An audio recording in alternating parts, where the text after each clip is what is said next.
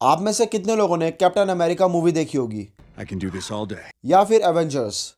मुझे नहीं लगता कि आज की डेट में कोई ऐसा होगा जिन्होंने ये मूवीज ना देखी हो। लेकिन क्या आपने एक असली कैप्टन अमेरिका के बारे में सुना है? आज मैं आपको एक रियल लाइफ कैप्टन अमेरिका की स्टोरी सुनाने वाला हूँ जो कि 100% रियल है। दोस्तों, आज की वीडियो बहुत ही ज़्यादा इंस्पायरिंग होने वाली है और इस बात की मैं 100% गारंटी देता हूँ कि आज की वीडियो आपको रुलाएगी भी, डराएगी भी और आपको जोश और जज्बे से भर देगी। इसलिए कुछ खाने पीने का हो तो अभी लेकर बैठ जाओ, क्योंकि आगे जो आप सस्पेंस और थ्रिल महसूस करने वाले हो वो आपको किसी मूवी के अंदर भी नहीं मिलेगा। तो शुरू करते हैं true story of real life Captain America.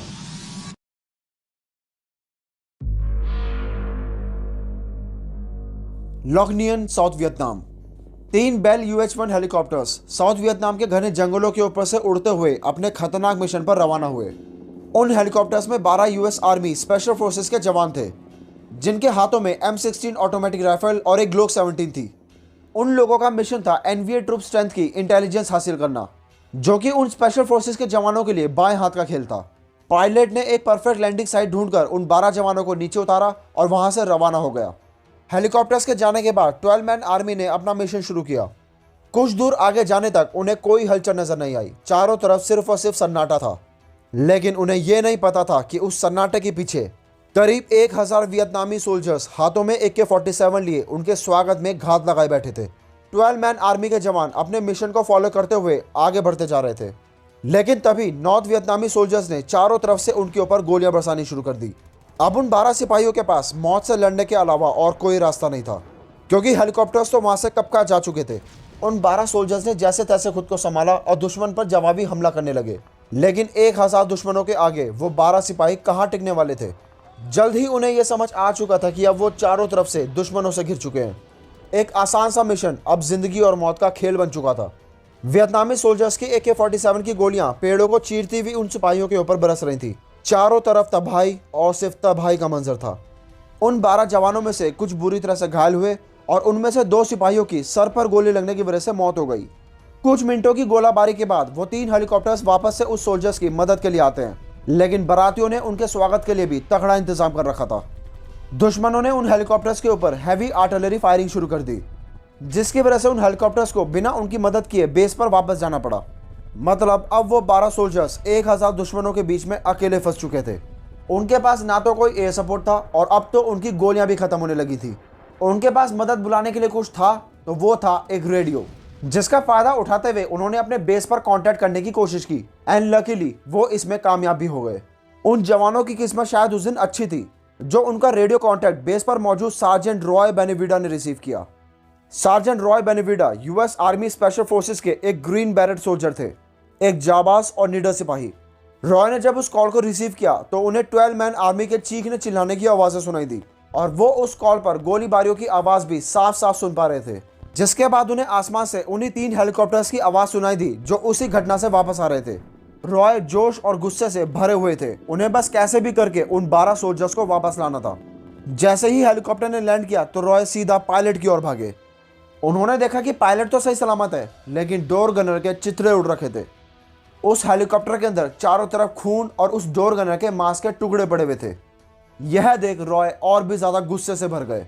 Roy ने डोर गनर के बचे कुचे टुकड़ों को हेलीकॉप्टर से बाहर निकाला और पायलट से कहा, ले चल भाई, वापस वहीं चल जहां से तू आया है। पायलट बहुत ही ज्यादा डरा हुआ था, क्योंकि अभी अभी तो वो मौत के मुंह से बाहर आया था और इसीलिए वो वापस तो बिल्कुल नहीं जाना चाहता था। लेकिन रॉय ने पायलट को भरोसा दिलाया। उसने कहा कि मैं तुम्हारे साथ हूं और मैं अकेला ही काफी हूं अपने साथियों को वापस लाने के लिए। रॉय का जज्बा देख पायलट की आंखों में भी जोश भर गया और वो अकेले रॉय को लेकर उसी मौत के मुंह में चला गया जहां से वो वापस आया था। रॉय का हेलीकॉप्टर जैसे ही दुश्मन के इलाके में पहुंचा तो उसने देखा कि चारों तरफ तबाही मची हुई है। दुश्मन बिना रुके उन 12 मैन आर्मी पर जबरदस्त हमला कर रहे थे।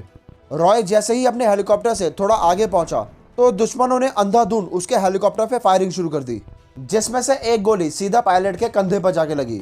गोलीबारी इतनी जोर से हो रही थी कि पायलट हेलीकॉप्टर को लैंड ही नहीं कर पा रहा था और ऊपर से उसके कंधे पर गोली भी लगी थी।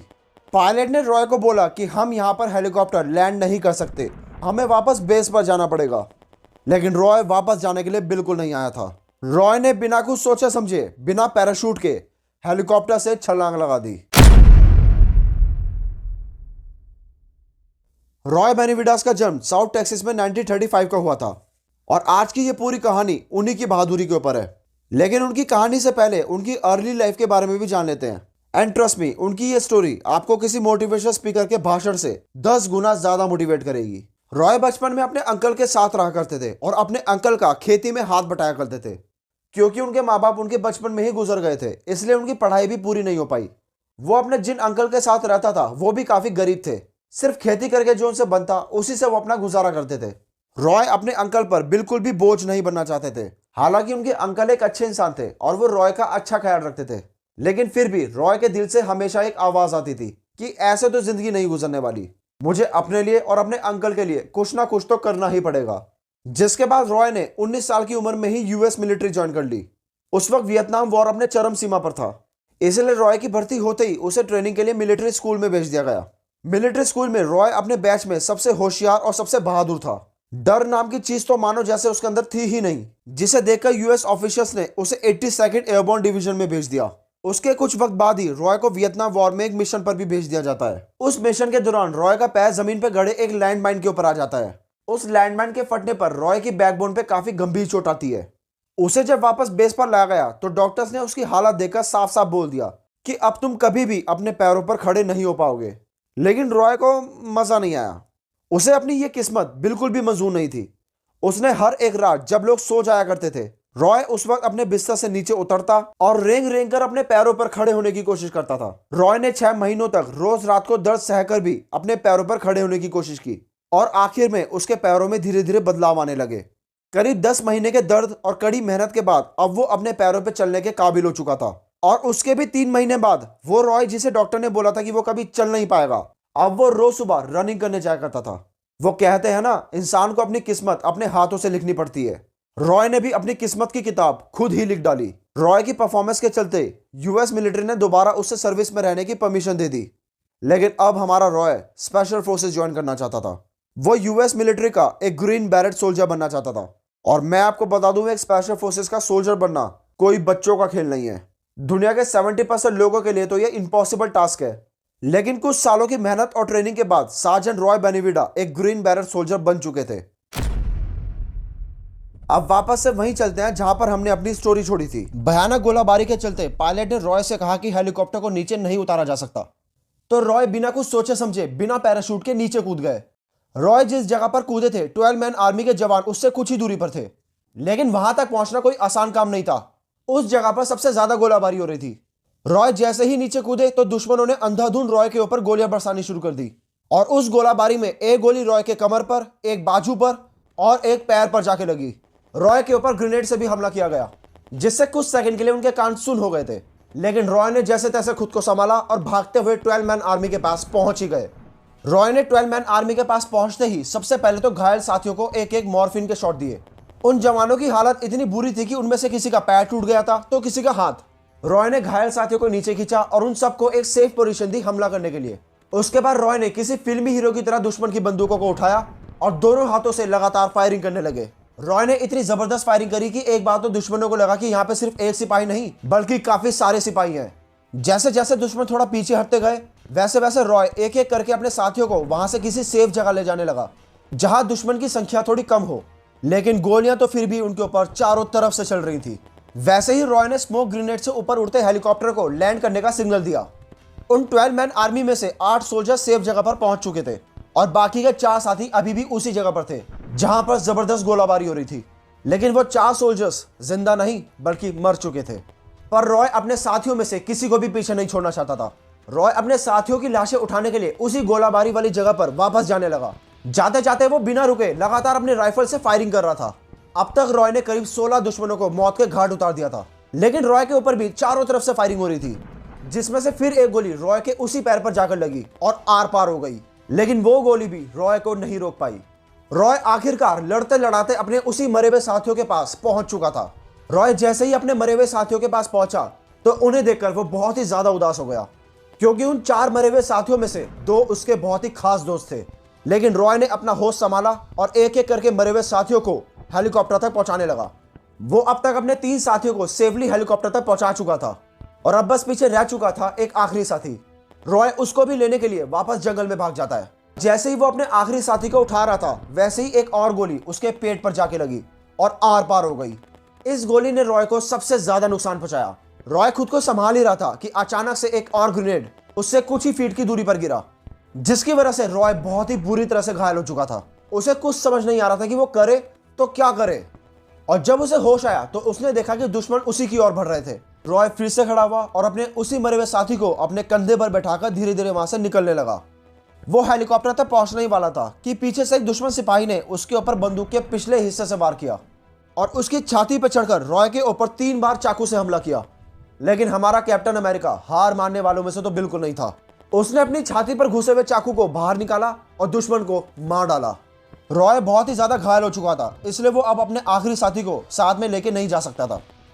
रॉय ने अपने मरे हुए साथी को वहीं पर छोड़ा और हेलीकॉप्टर की ओर भागने लगा। लेकिन अब हेलीकॉप्टर वाले एरिया को भी दुश्मनों ने चारों ओर से घेर लिया था। रॉय जैसे तैसे लगड़ाते हुए हेलीकॉप्टर एरिया तक पहुंचा तो उसने देखा कि हेलीकॉप्टर तो क्रैश हो चुका है और जिस पायलट के साथ वो आया था वो भी मर चुका था।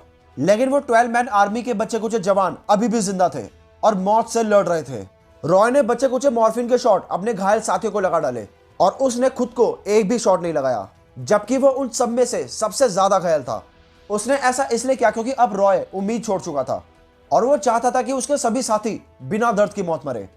अब बस वो सभी लड़ते लड़ते मौत आने का इंतजार कर रहे थे। लेकिन तभी उन्हें उम्मीद की एक किरण नजर आई। यूएस आर्मी के 2 फाइटर जेट उनकी मदद के लिए पहुंच चुके थे। ये देखकर रॉय भी जोश से भर गया और दोबारा से खड़ा होकर दुश्मनों से लोहाने लगा। ऊपर उड़ते हुए फाइटर जेट्स ने बहुत ही सफाई से दुश्मनों के ऊपर एयर स्ट्राइक की, जिसकी वजह से रॉय को संभलने का अच्छा खासा मौका मिल गया। रॉय ने अपनी बची कुची ताकत बटोरी और दुश्मन के ऊपर वापस से फायरिंग करने लगा। घंटों तक लड़ाई करने के बाद आखिरकार 2 US-1 हेलीकॉप्टर्स उनको रेस्क्यू करने पहुंच चुके थे। रॉय एक एक करके उन साथियों को हेलीकॉप्टर में बिठाता है और जब उसे लगता है कि उसके सारे साथी हेलीकॉप्टर में चढ़ चुके हैं तो आखिर में वो खुद भी हेलीकॉप्टर में चढ़ जाता है।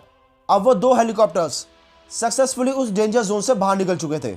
डॉक्टर ने जब रॉय की हालत का जायजा लिया तो उसने देखा कि उसके शरीर पर टोटल 37 छेद हो चुके थे और रॉय की अब सांसें भी नहीं चल रही थी। यानी अब हमारा कैप्टन अमेरिका मर चुका था। बेस पर पहुंचते ही जब रॉय और उसके घायल साथियों को नीचे उतारा गया तो सबसे पहले तो उन बच्चे कुछ साथियों को तुरंत हॉस्पिटल ले जाया गया। रॉय की डेड बॉडी को वो पैक करके उसके घर पहुंचा ही रहे थे कि तभी हमारे रॉय ने डॉक्टर के मुंह पे थूक दिया। जी हां, हमारा कैप्टन अमेरिका अभी भी जिंदा था। उसका पूरा का पूरा शरीर सुन पड़ चुका था और वो अपने होठों के अलावा और कुछ भी हिला नहीं पा रहा था। इसलिए उसने थूक कर यह बताया कि मैं अभी भी जिंदा हूं। जिसके बाद रॉय को तुरंत ट्रीटमेंट के लिए हॉस्पिटल भेज दिया गया और कुछ सालों की ट्रीटमेंट के बाद ही रॉय अब बिल्कुल फिट हो चुका था। जिसके बाद उसने और कई साल यूएस मिलिट्री में गुजारे। रॉय को उसकी बहादुरी के लिए मेडल ऑफ ऑनर से नवाजा गया, जो कि यूएस मिलिट्री का सबसे बड़ा अवार्ड है।